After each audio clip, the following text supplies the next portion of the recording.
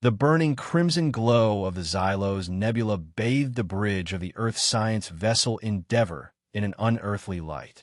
Captain Eva Rostova stood before the expansive view screen, her weathered face illuminated by the chaotic beauty of the stellar phenomenon. Behind the aesthetic appeal lay a different reality, a volatile region of space rich in rare resources but fraught with radiation storms and unstable asteroid fields. "Status report on the radiation levels," Rostova commanded, her voice carrying the practiced calm of a commander who had navigated both the political waters of Terran command and the treacherous voids between stars. Lieutenant Kim checked her instruments. "Fluctuating, but within acceptable parameters, Captain.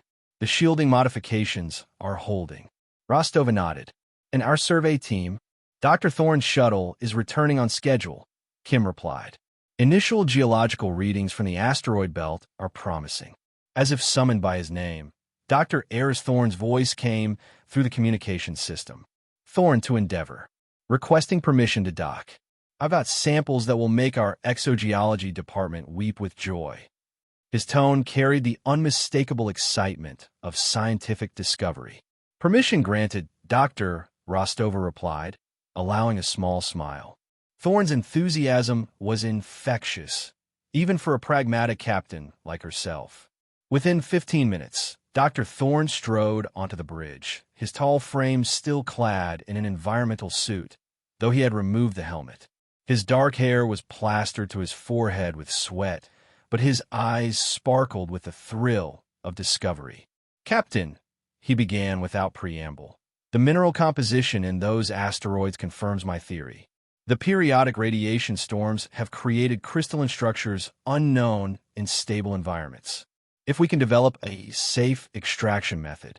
A sharp beep from the tactical station interrupted him. Lieutenant Commander Vega's brow furrowed as he studied his display. "Captain, sensors are detecting an approaching vessel. Configuration unknown." Rostova straightened. "Origin uncertain." It emerged from behind the larger asteroid cluster. "No identification beacon we recognize." "Shields up, yellow alert," Rostova ordered calmly. "Open hailing frequencies." The approaching vessel appeared on the main view screen, angular and imposing, with what appeared to be natural stone formations incorporated into its hull design. It was roughly twice the size of the Endeavour, its surface marked with what might have been battle scars or deliberate decorative patterns. "No response to our hails," Communications Officer Patel reported. Dr. Thorne moved closer to the screen, studying the vessel with scientific interest. "That design, the materials, I've read theoretical papers about this. I believe that's a Cathar vessel." The bridge fell silent. The Cathar were not unknown to humanity, but encounters have been rare and information limited. They were a species evolved from a volcanic, high-pressure world, a Deathworld, even more extreme than Earth. Rumors of their physical resilience and territorial aggression were common in spacer tales. "The Cathar are supposed to patrol only within their recognized territories," Rostova said. "We're well outside those boundaries." "Perhaps they're here for the same resources we are," Thorne suggested. "The nebula doesn't fall under any sovereignty agreement." The unknown vessel suddenly transmitted. The view screen filled with the image of a Cathar, a massive humanoid figure whose skin resembled volcanic rock, with glowing orange fissures running through the dark surface like magma channels. Its eyes were amber orbs that seemed to burn from within, set in a face that appeared literally carved from stone. "I am Commander Vorka of the Cathar vessel Stonefist." The figure rumbled, its voice like grinding tectonic plates. "You trespass in territory of interest to the Cathar Dominion." Rostova stepped forward, employing the diplomatic skills that had served her well throughout her career. "Greetings, Commander Vorka. I am Captain Eva Rostova of the Earth Science vessel Endeavour. We are conducting peaceful scientific exploration within unclaimed space, as permitted by Galactic Council statutes." The Cathar commander's eyes narrowed, the orange glow intensifying. "The nebula's resources have been marked for Cathar assessment. Your presence interferes." Rostova maintained her composed demeanor, gesturing open-handed, a universal sign of peaceful intent. "We were unaware of any Cathar claim." Perhaps we can coordinate our research efforts, share findings to mutual benefit. Commander Vorka's posture stiffened. To Kthar's sensibilities, Rostova's open hands and conciliatory tone registered not as peaceful overtures, but as signs of weakness or possible deception. Simultaneously, Vorka's rigid stance and direct gaze meant as proper territorial assertion. In Kthar culture, appeared to human eyes as immediate aggression. Weakness disguises deception, Vorka growled.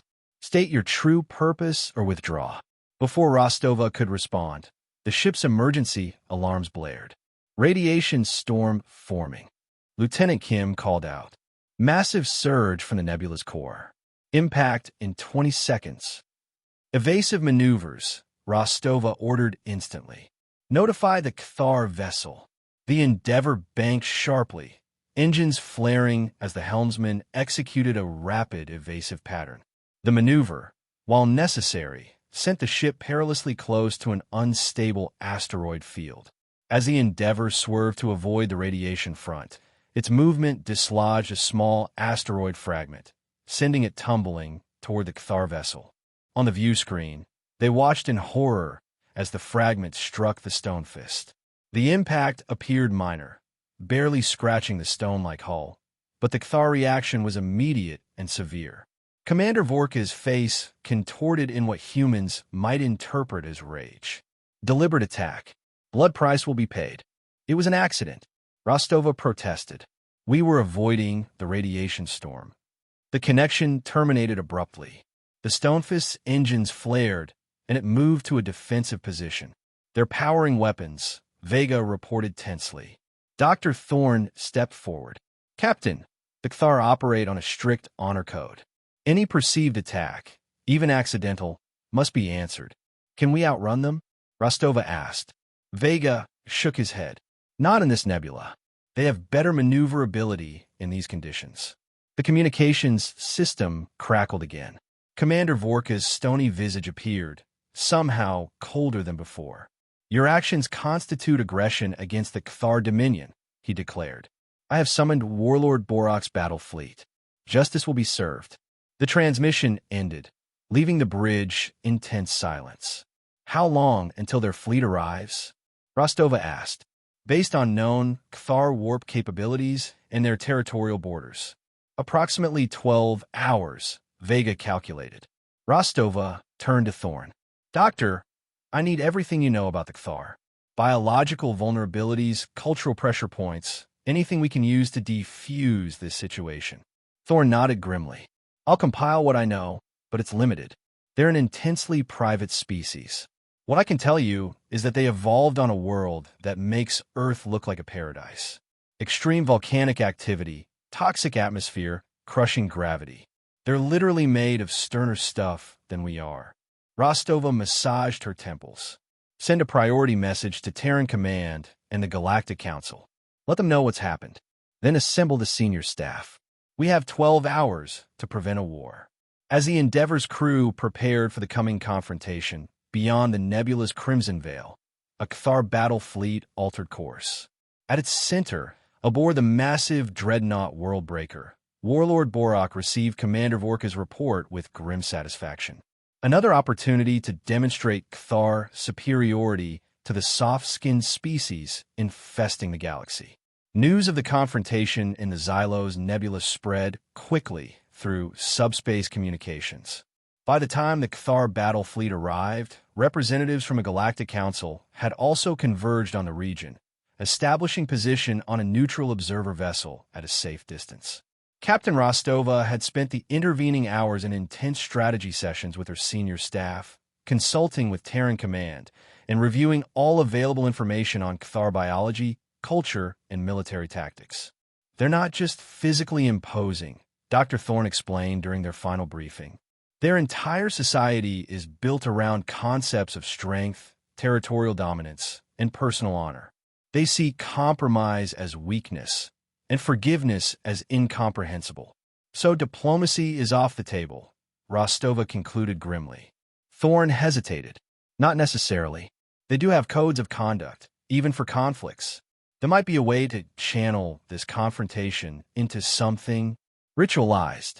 Before they could explore this further, Lieutenant Commander Vega's voice came over the intercom. Captain to the bridge.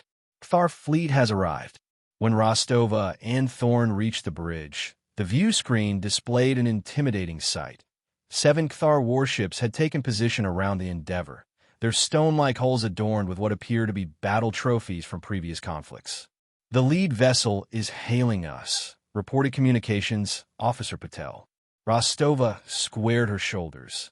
On screen, the image that appeared caused several bridge officers to inhale sharply.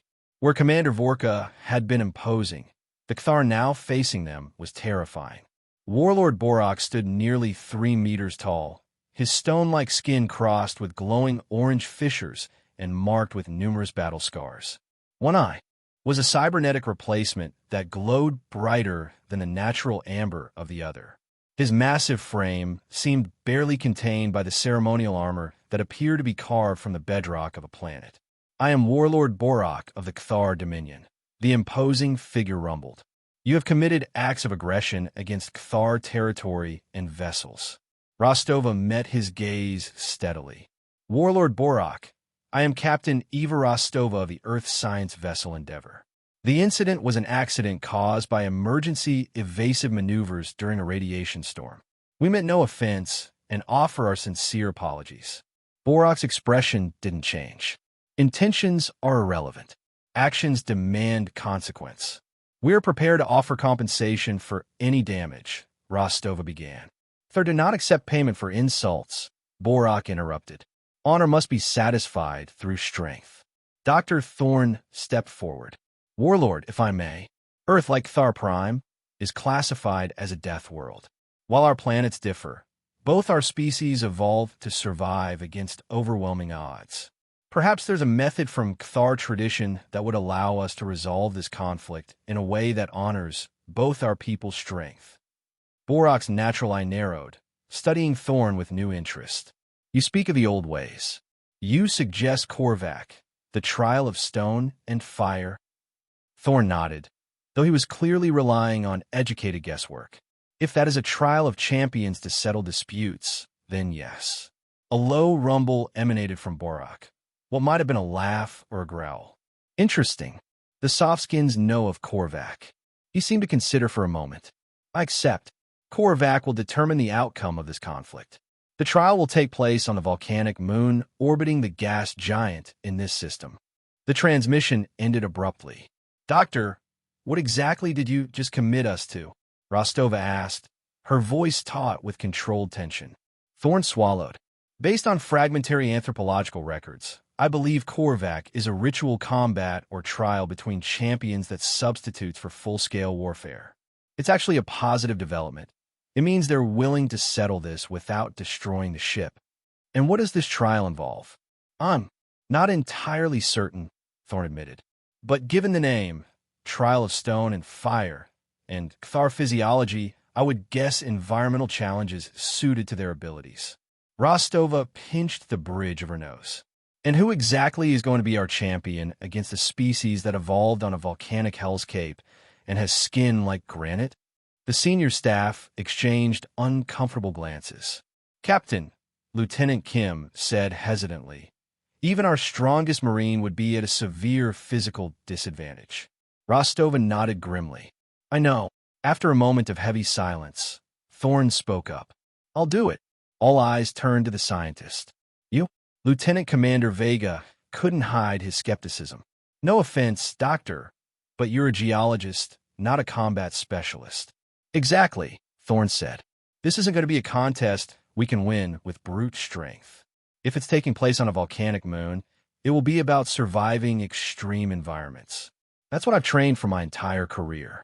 I've done field work on Mercury's day side, Venus's upper atmosphere, and Io's sulfur plains. I understand how to move in environmental suits under extreme conditions, how to read geological signals for impending dangers, how to use the environment itself as a tool. Rostova studied him carefully. It's still likely to be beyond anything you've experienced. Probably, Thorn agreed, but I suspect it's our best chance. A Marine might be stronger, but they won't know how to read the environment. After a moment's consideration, Rostova nodded. Very well, Dr. Thorne. You're our champion. 6 hours later, a shuttle from the Endeavour approached the volcanic moon where the Korvac would take place. Through the viewport, Dr. Thorne observed the hellish landscape below, a chaotic terrain of jagged basalt formations, rivers of molten lava, and geysers of superheated steam erupting at random intervals. The moon's unstable gravity added another layer of danger, fluctuating unpredictably due to its eccentric orbit around the gas giant. Beside him, Captain Rostova reviewed the final data from the ship's sensors. Our scans show temperatures ranging from 200 to 800 degrees Celsius on the surface. Your environmental suit can handle the lower end of that range for about 2 hours before power depletion. The higher temperatures will reduce that time significantly. Thorne nodded, making final adjustments to his suit. I'll need to be strategic about my path and energy usage. The Kthar have transmitted the rules of the Korvac, Rostova continued. It consists of 2 phases, stone and fire. In the first phase, both champions must navigate through the stone fields to reach a marker point. The second phase involves retrieving an object from the center of the fire plains. Victory goes to whoever retrieves the object first, or whoever remains standing if the other fails. The unspoken implication hung in the air. These trials were designed to be potentially lethal. Thorne finished his preparations and stood. The environmental suit he wore was Earth's most advanced model, designed for extreme geological surveys. It featured reinforced joints, temperature regulation, limited jet propulsion for low-gravity maneuvers, and a variety of sensors and sampling tools. It was the best protection available, but it wasn't designed for combat or extended exposure to the conditions he was about to face. Remember, Rostova said, the observers from the Galactic Council will be monitoring the trial via drones. The Kthar must adhere to the rules they've established. No direct attacks between champions are permitted. The environment itself is the challenge. Thorne managed to smile. That's something at least. The shuttle landed on a relatively stable plateau. As the hatch opened, a wave of heat washed over them despite the shuttle's shields.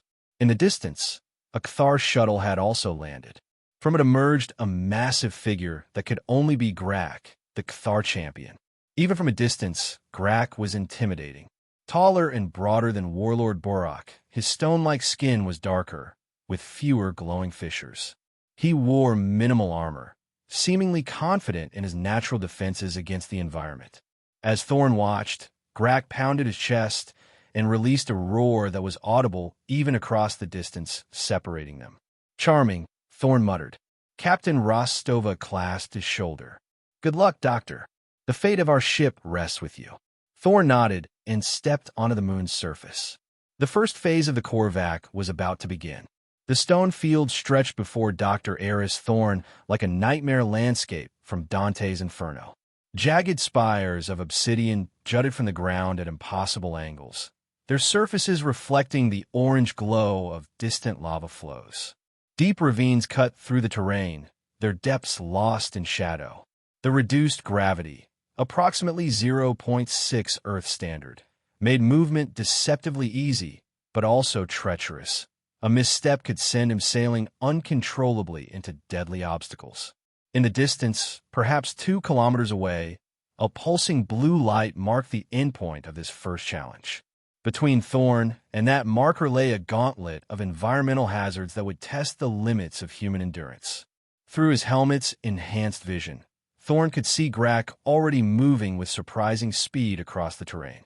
The Kthar champion showed no hesitation, using his immense strength to simply power through obstacles, smashing smaller rock formations that stood in his way, leaping across chasms with confidence born of a lifetime spent in higher gravity.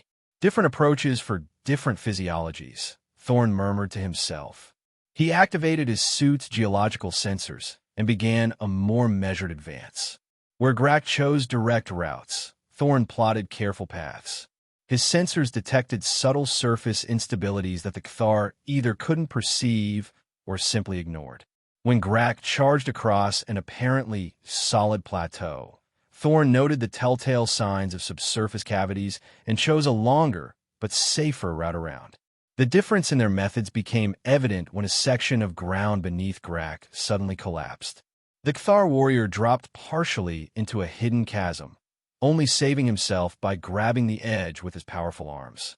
Even from a distance, Thorn could see Grak's frustration as he hauled himself out and continued his charge. Slow and steady, Thorn reminded himself, though he knew that in this environment, neither slowness nor steadiness guaranteed survival. An hour into the trial, the moon's unpredictable seismic activity increased. Small tremors rippled through the stone field, dislodging rocks and altering the landscape. Thorn's scientific training proved invaluable. He recognized the warning signs of an imminent geological event and took shelter behind a large basalt formation just as a series of steam geysers erupted along a fault line he had been approaching. Grak was less fortunate. Though the Cthar's natural resistance to heat protected him from the worst effects of the superheated steam, the unexpected eruption knocked him off balance. He tumbled down a scree slope, his massive body collecting new scratches and dents in his stone-like hide. Yet the Cthar's resilience was astonishing. Grak simply stood, shook off the impact, and continued his relentless advance, now moving with even greater determination and anger. As they progressed deeper into the stone fields, new hazards emerged. From crevices in the rocks came silicon-based life forms, crab-like creatures with crystalline exoskeletons that could withstand the extreme environment. They seemed territorial, clicking crystalline pincers threateningly as the competitors passed through their domains. Thorn observed how Grak dealt with them, smashing any that approached too closely with devastating blows from his fists. It was effective but energy-intensive. Thorn chose a different approach. Using his geological sensors, he identified the pheromone-like chemical signatures that marked the creature's territorial boundaries and plotted routes to minimize confrontations. When avoidance was impossible, he used a sampling laser to create bright flashes that temporarily disoriented the creatures, allowing him to slip past. 3/4 of the way to the marker, disaster struck. A particularly violent tremor, possibly triggered by Grak's heavy footfalls, caused a massive rock slide. Thorn found himself directly in its path with no time to reach safe ground. Acting on instinct and scientific knowledge, he activated his suit's emergency propulsion system. The short burst lifted him just enough to land atop one of the tumbling boulders. From there, he executed a series of calculated jumps from rock to rock as they fell, using the reduced gravity to essentially surf the rockslide to safety. The maneuver carried him almost half a kilometer closer to the marker, and ahead of Grak for the first time. Through his helmet's rear camera, Thorn saw the Cthar champion pause momentarily, appearing to reassess the human competitor. Thorn's suit was showing signs of strain. The temperature regulation system was working overtime, and energy reserves were dropping faster than anticipated.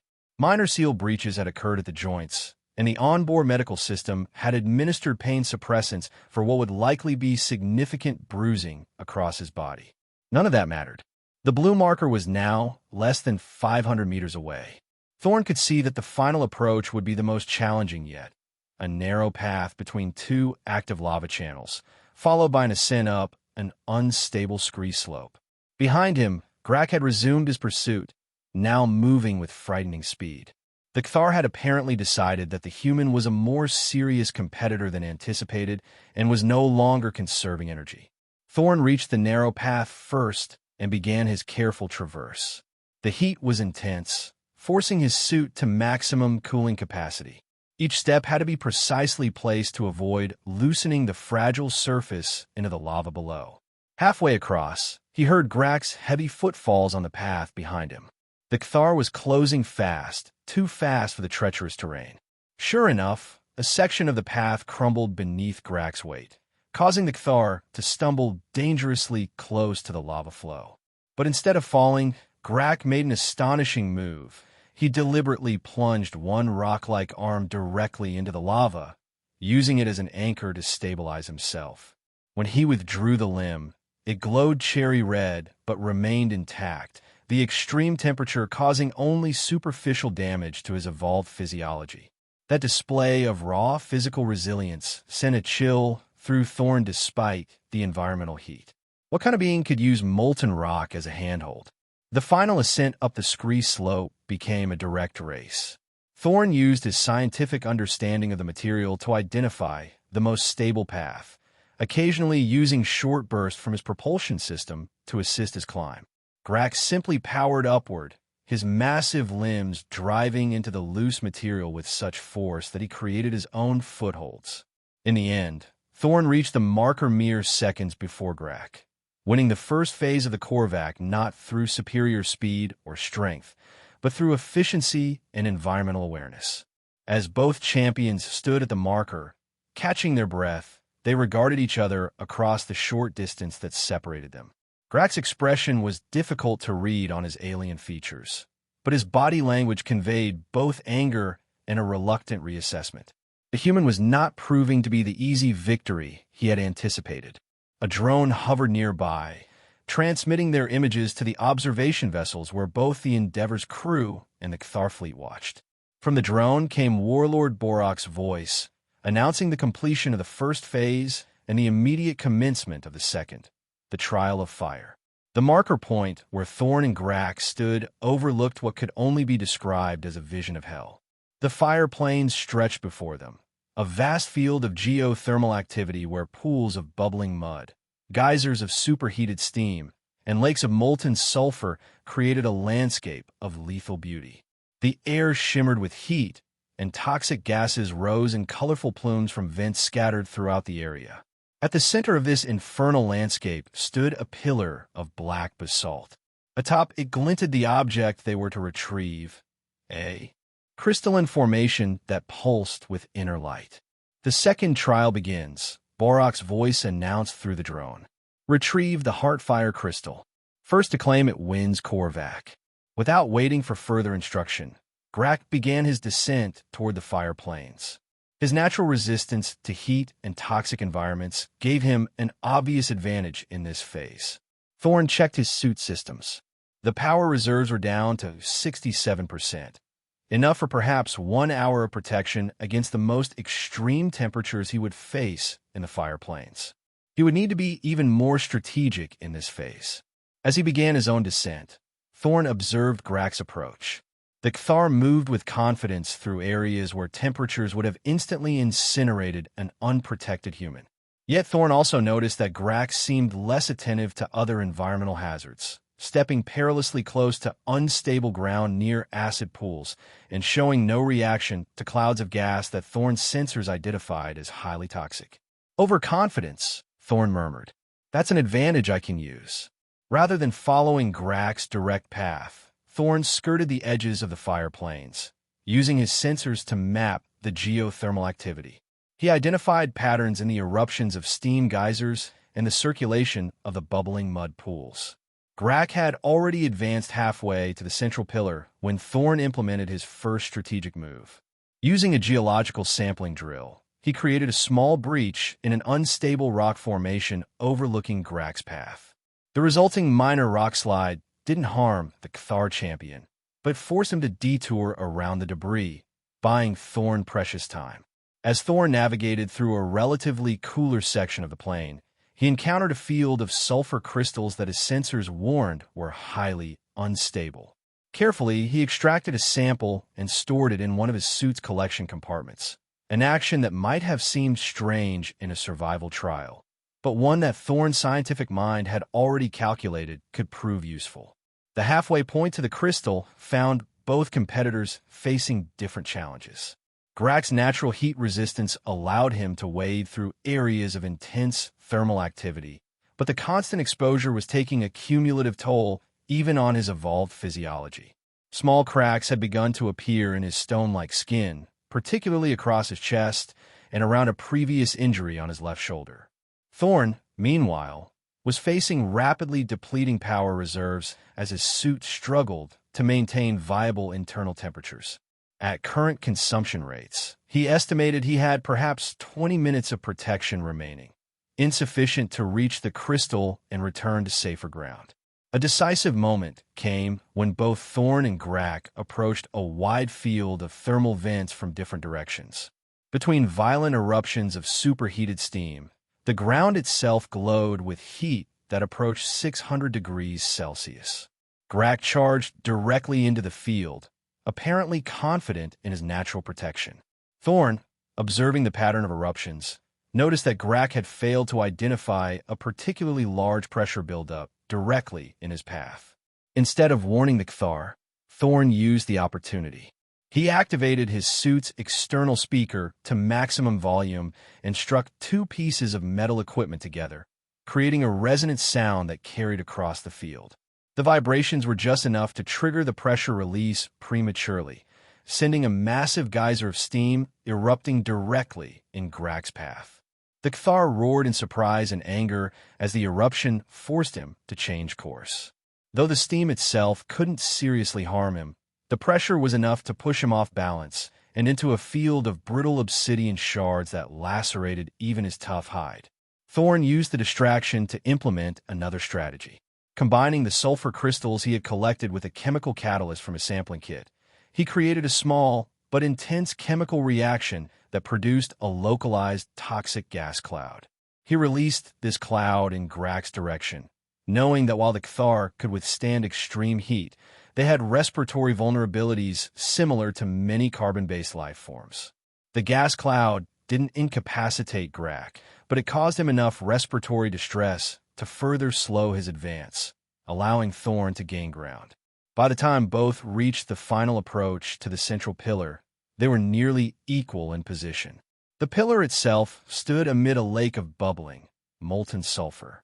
The heat was so intense that Thorn's suit warnings reached critical levels. Power reserves dropped below 20%, and multiple system failures were imminent. Grak, seeing the humans approach, made a decisive and aggressive move. He charged directly at Thorn, apparently abandoning the rules of non-direct combat in favor of eliminating his competitor. The Cthar's massive form barreled toward Thorn with surprising speed given the treacherous terrain. In that crucial moment, Thorn's observational skills provided one final advantage. Throughout the trial, he had been studying Grak's movements and physical condition. He had noticed that the crack in the Cthar's left shoulder, possibly from an old battle wound or the earlier fall in the stone fields, had been widening throughout the Fire Plains challenge. The constant expansion and contraction from temperature changes had exacerbated the structural weakness.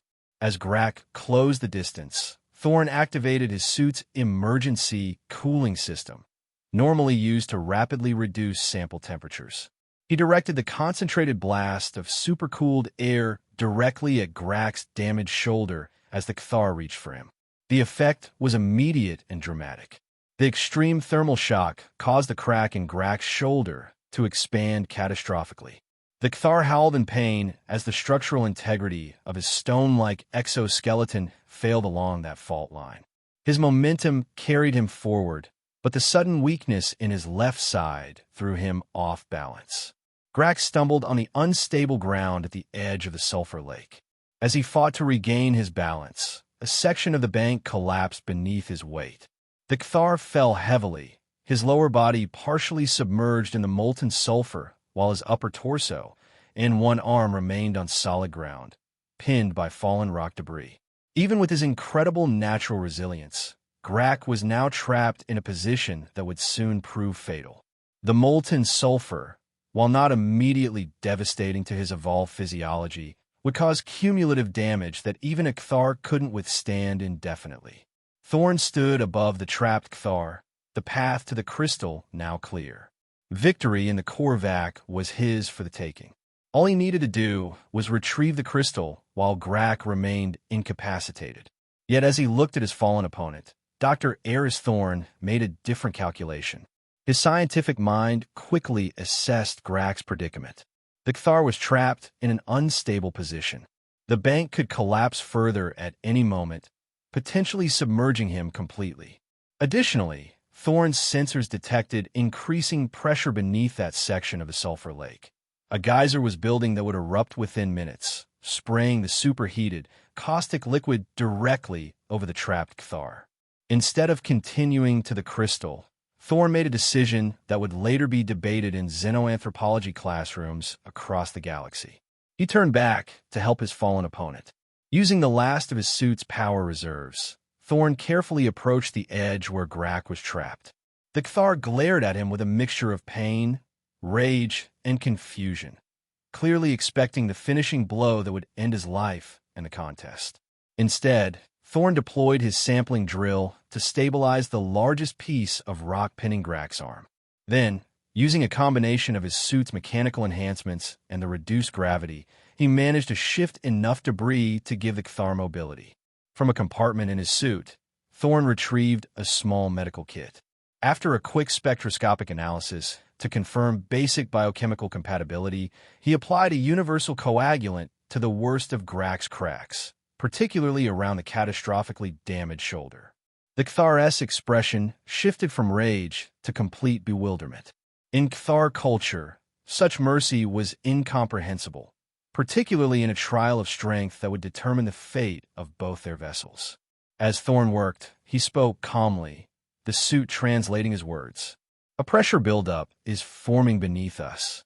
We have approximately 3 minutes before this entire bank liquefies in a major eruption.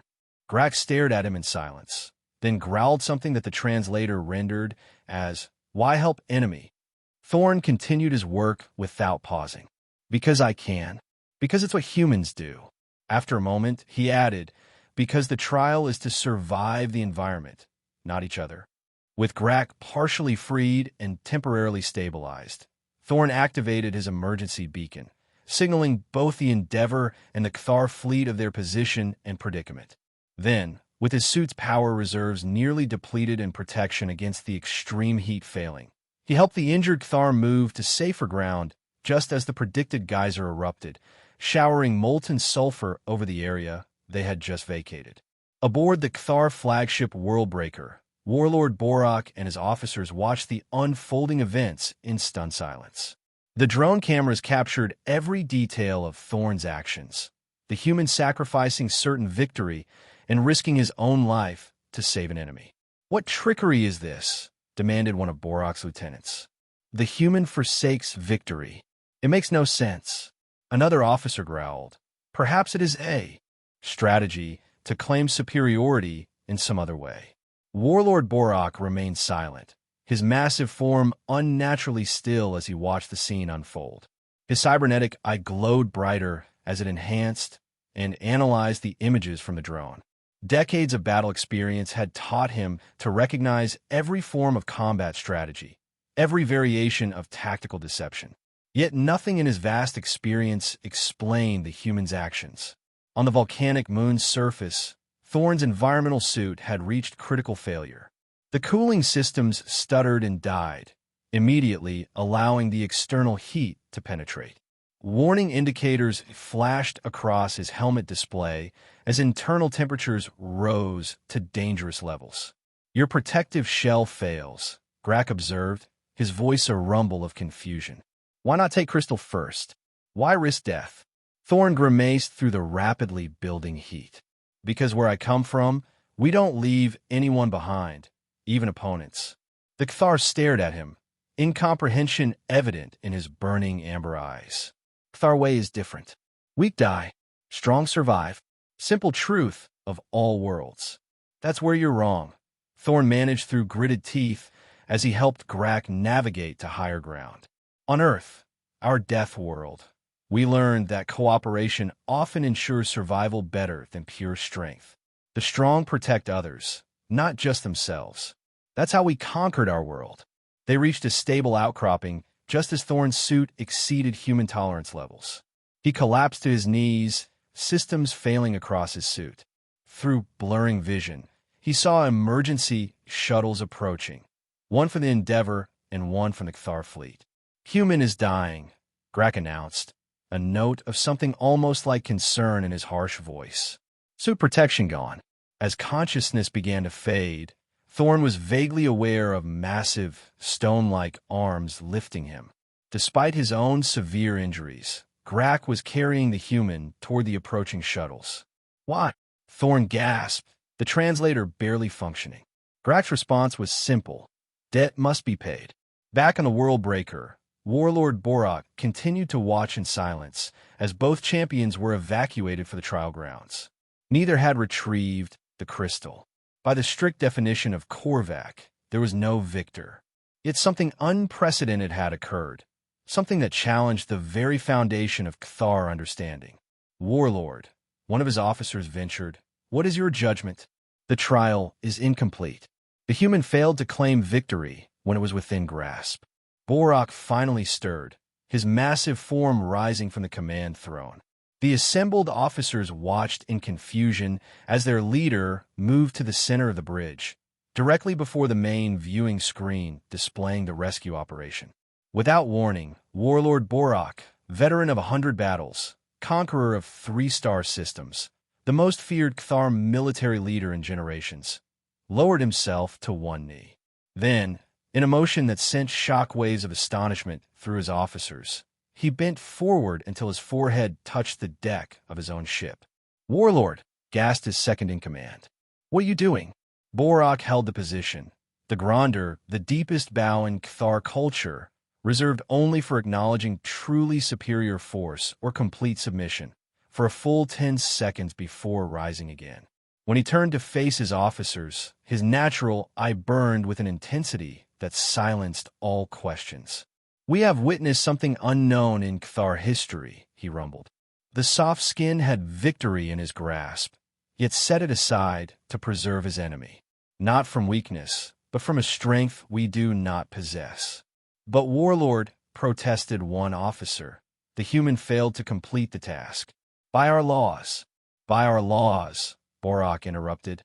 "I am permitted to acknowledge superior force when I encounter it." He gestured to the screen where the rescue shuttles were departing. "For generations, we have believed that physical might and endurance were the only true measures of strength. This human has demonstrated otherwise." He turned back to the view screen, his voice dropping to a contemplative rumble. "The weak one has taught Stone a lesson." 24 hours later, aboard the Endeavor, Dr. Eris Thorn regained consciousness in the medical bay. His body was wrapped in regenerative bandages, treating severe heat burns across 40% of his body. The ship's chief medical officer, Dr. Nakamura, stood over him with an expression that mixed professional satisfaction with lingering concern. "Welcome back to the land of the living, Dr. Thorn," she said. "You came remarkably close to joining the geology you study so passionately." Thorn attempted to speak, found his throat painfully dry, and accepted the water she offered before trying again. "Grak," he managed. "The Cthar survived," Nakamura confirmed. "Their physiology is remarkable. He's already recovering aboard their vessel, according to the communications we've received." Captain Rostova appeared in the doorway. "Doctor, you're awake." "Good. There have been developments." Before she could elaborate, the ship's communications officer interrupted via intercom. "Captain, the Cthar flagship is hailing us again. Warlord Borak insists on speaking with Dr. Thorn." Rostova looked to Nakamura, who shrugged. "He's stable enough for a brief conversation, but nothing strenuous." A portable view screen was brought to Thorn's bedside. When activated, it displayed Warlord Borak's imposing visage. Behind him stood Grak, his damaged shoulder now encased in what appeared to be a ceremonial brace of polished volcanic stone. "Human Thorn," Borak began without preamble. "You live." "I do," Thorn replied weakly. "As does Grak. I'm pleased to see." Borak's expression remained unreadable to human eyes, but his tone shifted subtly. The Korvac was not completed in traditional form. Neither champion claimed the crystal. "Then perhaps we could declare it a draw," Captain Rostova suggested from beside Thorn's bed. "No," Borak stated firmly. "Not a draw. I have made my judgment as warlord." He paused, seeming to carefully choose his next words. "The human Thorn has demonstrated a kind of strength unknown to Cthar. When victory was his, he chose instead to preserve an enemy's life at risk to his own.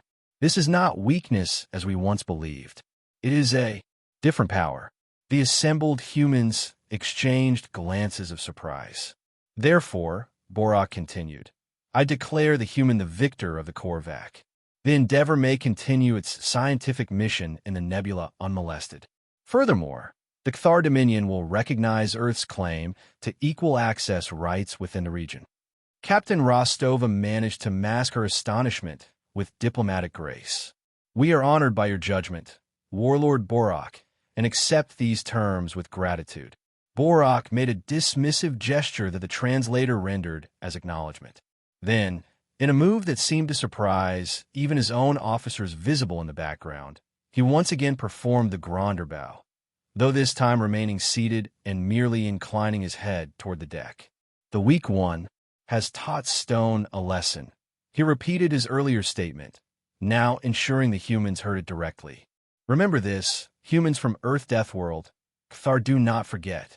We have seen your true strength. We will watch your kind with new eyes. The transmission ended, leaving the Endeavor's crew in stunned silence. Did a Cthar warlord just bow to us? Lieutenant Kim finally asked, voicing the collective disbelief.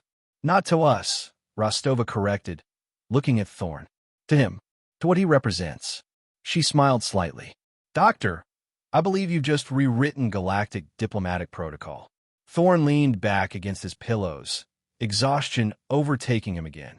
I just did what any human would do, he murmured before drifting back to sleep. Word of the incident spread rapidly throughout the galaxy. The observers from the Galactic Council distributed official records of the trial and its unprecedented conclusion. Species that had long feared the Cthar as implacable enemies watched in amazement as recordings showed Warlord Borak performing the gronder, a gesture many had believed was merely legend, as no living non-Cthar had ever witnessed it. The diplomatic implications were profound. Within weeks, 3 minor territorial disputes with the Cthar Dominion were resolved peacefully, each time with the Cthar representatives citing the Thorn precedent as justification for seeking alternative resolutions to conflict. For humanity, the incident became a defining moment in their galactic reputation. Already known as survivors from a challenging homeworld, they were now recognized as possessing a unique combination of physical resilience, problem-solving intelligence, and an almost inexplicable moral framework that valued compassion even at personal cost. When the Endeavor finally returned to Earth after completing its extended mission in the Xylos Nebula, Dr. Eris Thorn found himself reluctantly celebrated as a hero. He declined most public appearances, preferring to return to his geological research with the new samples recovered from the nebula. However, he did accept one diplomatic assignment. When the first official Cthar delegation arrived on Earth 6 months later, Thorn served as humanity's primary representative. The delegation included Grak, now bearing his healed shoulder crack as a mark of honor rather than shame. During a private moment between the formal meetings, Grak approached Thorn. Human who saves enemies, he rumbled in his species' typical blunt manner of address. I still do not fully understand your actions. Thorn smiled. Understanding isn't always necessary for respect. Grak considered this, then nodded his massive head. Cthar learn. Slowly, like mountains changing, but we learn. He placed a stone-like fist against his chest in a gesture of respect. When Deathworlders meet, not always must fight to death. Sometimes one bows. Today I learned this truth. As diplomatic relations formalized between Earth and the Cthar Dominion, xenoanthropologists noted an interesting cultural development among the typically inflexible Cthar. A new concept had entered their rigid honor code, a term that translated roughly as strength beyond strength, or the power that preserves enemies.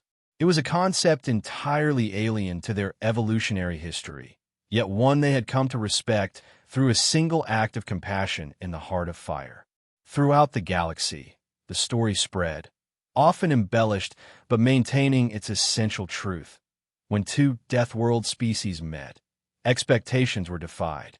The physically stronger had bowed, not to superior force, but to a different kind of strength altogether, proving that even in a harsh universe, evolution could take unexpected paths to greatness.